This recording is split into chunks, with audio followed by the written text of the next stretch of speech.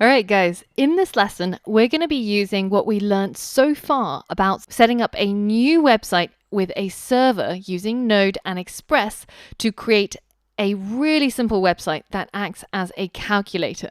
So I can simply enter maybe two numbers, 5 and 6, and I hit calculate and I get the result back. Now, in the process of building this, we're going to get to create our very first web application, and it's not just a website anymore. Up till now, we've only been making essentially static websites, right? Where our browser will make a request to the server and the server sends back the CSS, the HTML, the JavaScript files.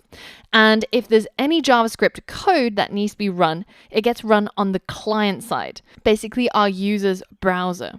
And that JavaScript gets sent to the browser and run when the user loads up the website.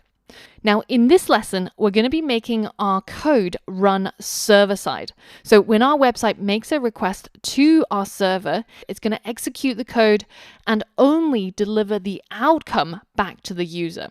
So the user doesn't get to see any of the code and logic of our calculator. It's all done on our server.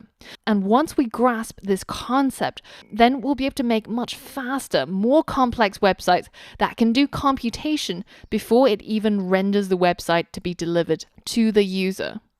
And we'll be able to interact with databases and query and search and manipulate our databases and create much more interesting web applications.